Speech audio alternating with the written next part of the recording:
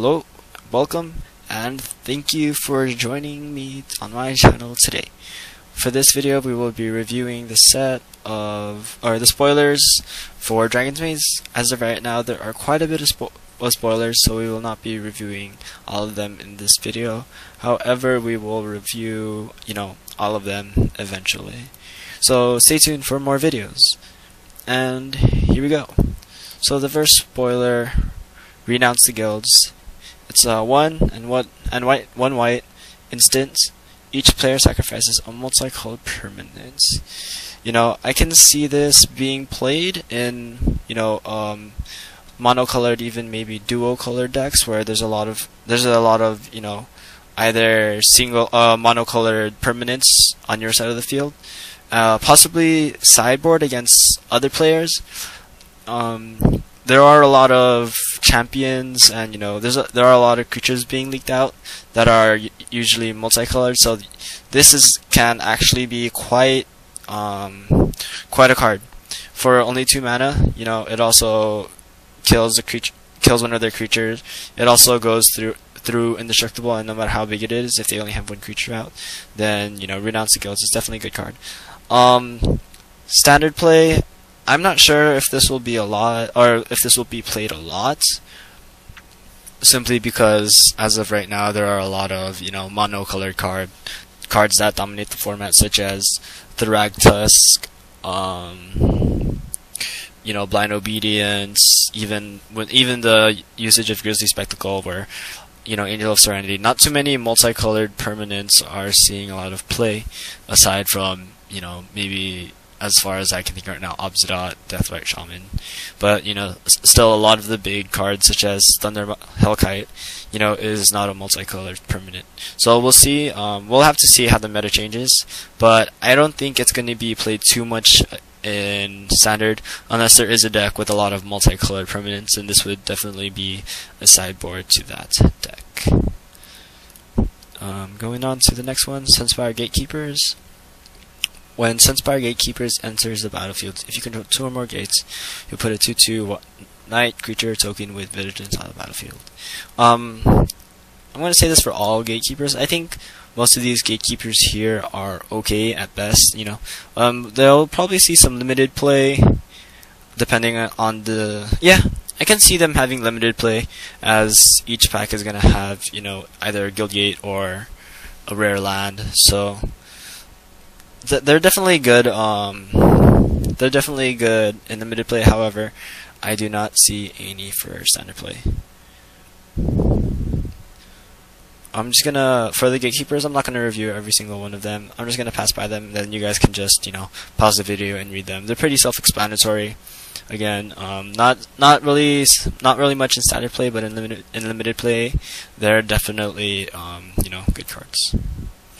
For our next card that we'll review is Bloodscrivener. I think that's how you say it. This one right here. It says 1 and black mana, creature, zombie, wizard. If you would draw a card while you have no cards in hand, instead draw 2 cards and lose 1 life. So it's pretty much an extra draw mechanism. For standard, I'm not sure how good this card is, because although it is a zombie, and it goes well with the zombie decks, as far as dumping your hand out early enough to make him useful, I'm not sure if he's that great of card. However, like in late game matches where you're top decking a lot, you could probably side him in, especially like versus controller. So at least you can replenish your hand, as opposed to just top decking 1 card. You can top deck 2. I think this card will be a sideboard card in standard play. I don't really see it seeing anything outside of sideboard, unless it's paired with the Rakdos card that we're gonna review later. Gatekeeper there. All right. So Renegade Crassus. Oh, sorry, if you want to read that. Okay, so we're gonna go over Renegade Crassus. Sorry, that's not it. Whenever Renegade Crassus evolves, oh wait, there we go. Let's zoom it in a little bit. So Renegade Crassus, 1 green green.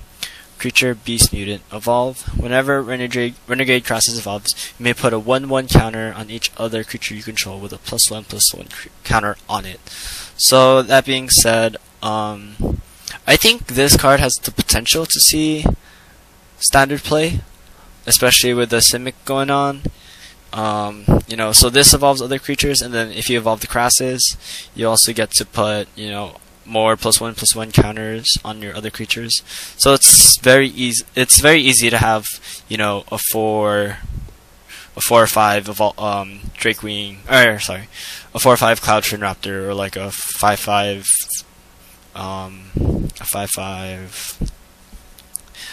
Experiment 1, you know, early in the game. So I can see this having some kind of play in certain mid-range decks in standard. However, it is very weak against control. In the limited format, this will definitely be a bomb. However, I do not see it with a lot of Gruul play, but a lot of Simic. So like Simic decks will definitely enjoy this card for sure. You know, who doesn't love making their big creatures already bigger and evolve with more evolve? So very good card in limited. In standard, we'll just have to wait and see. Alright, for our next card, ooh, that's big. Let's zoom out. Alright, so our next card is Advent of the Worm. For 1 colorless, green, green, and white, you get an instant, and you get a 5/5 green worm creature token with trample onto the battlefield. So this is a very, very, you know, big bomb. Well, I wouldn't say, well, in limited it would be a bomb, but like in standard, this is a very good card because you get 4 for a 5/5 with trample. Like, come on, that's pretty good. So like at the end of their end step, you get a 5/5, and out of nowhere you get to swing. I really like this card. It has a lot of potential, especially like if you're gonna play bans, especially with the card that, you know, we just leaked before.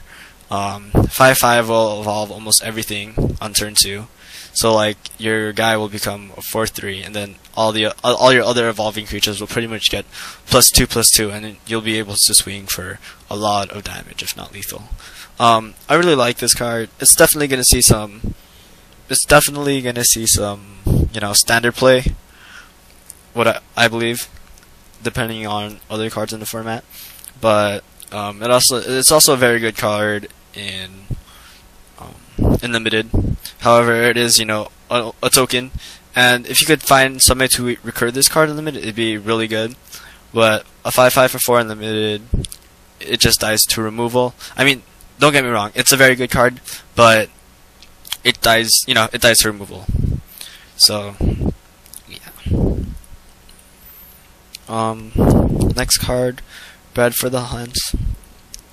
It's a 1-drop, or sorry, 1 colorless with a green and blue enchantment. Whenever creature you control with a +1/+1 counter on it deals damage to a player, you may draw a card. I personally think that this card isn't going to see any standard play. I think as of right now, the evolving mechanism, like if you play Simic to evolve creatures, then as a primary win condition, it's gonna be slow unless you find a way to make it really fast. However, putting this card in your deck will not make it any faster. I can guarantee that. You waste a turn, you know, evolving your creatures, and then you also you pretty much waste a turn evolving your creatures, where you could be playing, you know, 2 creatures and pumping up all your other creatures by 1 or 2. So yeah, limited play. However, I can see this card being pretty good in limited play, especially if you have like an evolving Crassus, and it's, you know, unblockable. So you're gonna start getting a lot of. This card is gonna really outshine shine. Yeah, this card is really gonna shine in the limited play, but in standard, it's not very good. Council of the Absolute. So I really like this card. It's almost like a meddling mage. Well, it is a meddling mage, but a little better. However, it does cost a bit more. So for 2 colorless, a white and a blue, you get a creature human advisor. And as Council of the Absolute enters the battlefield, name a card other than other than a creature or a land card. Your opponent can't cast cards with the chosen name. Spells with the chosen name you cast cost 2 less to cast. I can definitely see this card being played in standard, whether it may be mainboarded or sideboarded. There's a lot of decks out there, such as Junk Reanimator, and just a lot of cards, or just a lot of decks being played with powerful spells. So I feel like this card would have a very big impact on the metagame, especially when you're going up against things like Supreme Verdict or Sphinx's Revelation. And even like Supreme Verdict and Sphinx's Revelation are also on color.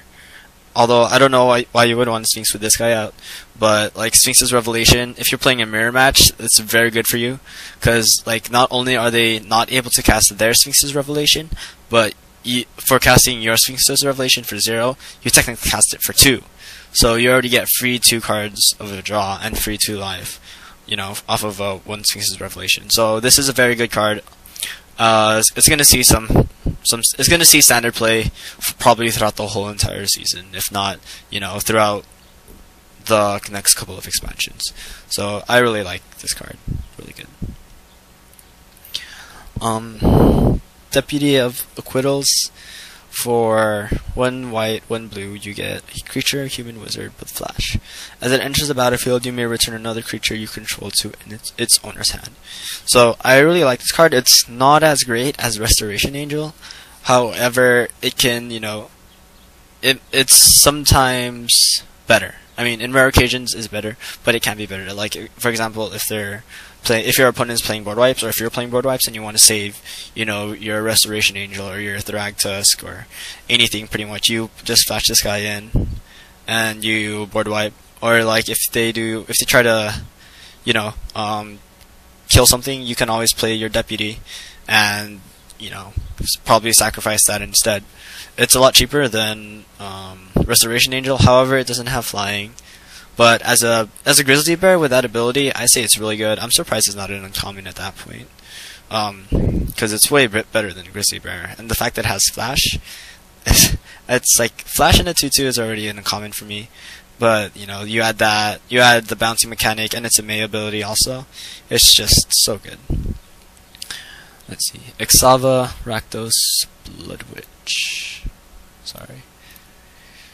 So you get, for 4 mana, 2 colorless, 1 red, 1 black, you get Ixava, Rakdos, Blood Witch. First strike, haste, unleash, and each other creature you control with a +1/+1 on it, +1/+1 counter on it has haste. I can definitely see this dex being built around this person, especially with the Rakdos unleash mechanic. As far as triple color goes with it, I'm not too sure how that will go. Maybe the triple color will be support, not playing too many creatures, but rather spells that's able to pump a creature. I can see Jund playing this, and playing Gorka and Rampagers as well. For a 4/4 with first strike and haste, it's really good. However, it's legendary, so you do have to be careful how many you put these in your deck. I can see 4 of these guys, or 4 of this girl, being played in Jund aggro decks. It's even a mid-rangey card if you want it to be. I mean, it's really good. I like it. It's in the mid play. It's gonna definitely be a bomb. A 4/4 first strike is nothing to joke about, and then you just give it haste. It's even better. So definitely a good card in both standard and limited. The next card, well, the last card for now that we will be reviewing is this one, Ravnica of the 10th. So for 3 colorless, 1 white and 1 blue, you get a legendary human soldier legendary creature that's a human soldier. It has protection for mid, and whenever it enters the battlefield, you detain each non-land permanent your opponent's controlled converted mana cost 4 or less. So this pretty much spits on all aggro decks. If you could somehow if you could have a Conjurer's Closet also, that's every turn, they'll just get completely shut down, and so unless they have somebody to deal with it. But this card is very big. I can see it having some sideboard play in limited. It's also going to be very good, because I'm going to imagine that there's a lot of artifacts in limited, well, maybe I wouldn't say artifacts, but there's a lot of like, little low drop creatures in limited, and I feel like this will be a pretty good bomb, and it could even win you. It'll definitely stall out games and even potentially win games itself in the limited play. Also, the protection of red is highly relevant.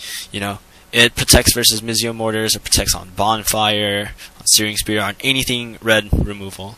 It also, blocks red creatures for days. So, like, if they want to swing at you with a Vexing Devil, they can't, I really like this card. It's really good. And, yeah, definite good card. Alright guys, so that's it for today. Please join me on my next video. If you liked, subscribe, rate, and share.